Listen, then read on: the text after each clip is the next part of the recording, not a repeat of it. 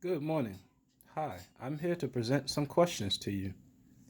Who are the key players in this particular conflict situation, and what are their specific roles in the conflict? The key players in this specific situation is Sarah, Casey, and myself. Their roles in the situation is Sarah is getting her needs met by challenging my leadership. Casey needs to stand his ground as why he is also an important person to the team. And for me, myself, I have to find a collaborative way to have Sarah and Casey open up to effective communication. Okay, that's it for question one. Question two. My sources have indicated that your subordinate Sarah has accused you of bias in favor of her colleague Casey whenever you divide project leadership roles between two senior associates.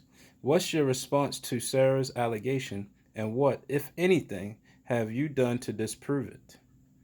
Okay, let's just first address this bias that's never my intention. When Sarah brought this to my attention, I reassured her of her value she has brought to the company. To disprove this, I have given Sarah and Casey split responsibilities on this project that's coming up, and to for them to inform each other on what they're doing and as far as their part of the separation of the project. They're going to also needing to collaborate with and combine their assessments together before they can present it to me, and I will then determine who will lead based off of their quality of in their presentation. Okay, that's it for question three. Question two. Moving on to question three. Okay. What are the main factors in Sarah and Casey's relationship that have been the biggest obstacles to forging a mutual agreement between them? Also, explain how their relationship dynamics ended up spilling over onto your interactions with Sarah. All right. The biggest problem is that they both have to understand how to effectively listen to their different ways of communicating. This interaction with Sarah opened up actually the opportunity for me to show both subordinates the use of active and empathetic listening moving forward, seeing as this won't be the last project we'll be working on together. Okay, that's it for question three. Moving on to question four.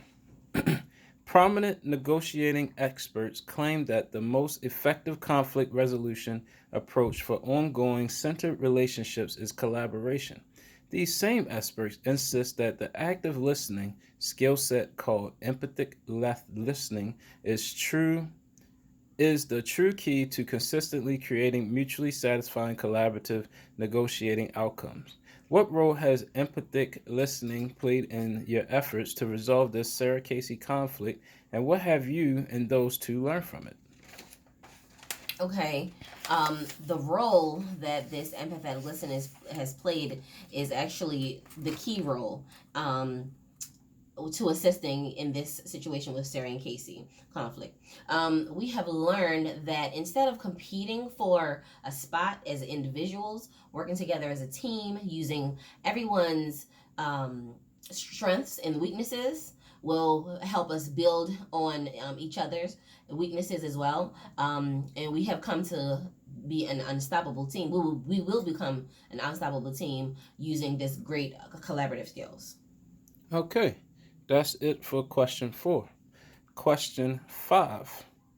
What specific requirements have you placed on Sarah and Casey to make sure that they start combining their solid experience together in order to produce the best possible work results for your unit from now on?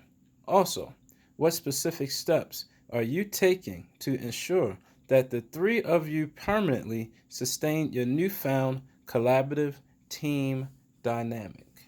Okay, so the requirements that I have been set in place for Sarah and Casey are every Wednesday of the week. They will collaborate ideas, even if it's not the same project they're working on. They'll collaborate ideas, and if they need help on something, they will also collaborate each other every Wednesday of the week. In order to open up that gateway with one another.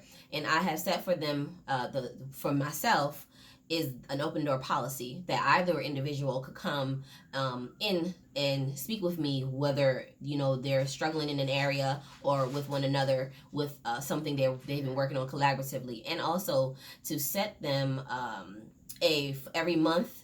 At the end of each month, they will come to me with an analysis of the collaborative work they have done together. That way I can see if they're still putting these things that we have learned in place.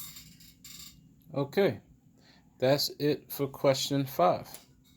What specific communication skills related instructions have you given to Sarah and Casey to teach them how to negotiate with each other together more effectively, to enable them in order to meet the requirements I asked about in my previous question? Okay, so I have given the skills related to this instructions. The skill sets that I have given Sarah and Casey is to listen informally and relational, because once I'm and how I gave them those skill set, I gave them examples, and I also have given them the benefits from using those skill sets in order for them to comply with their new agreements and their new requirements. All right, I thank you. Those questions have been answered wonderfully. Thank you.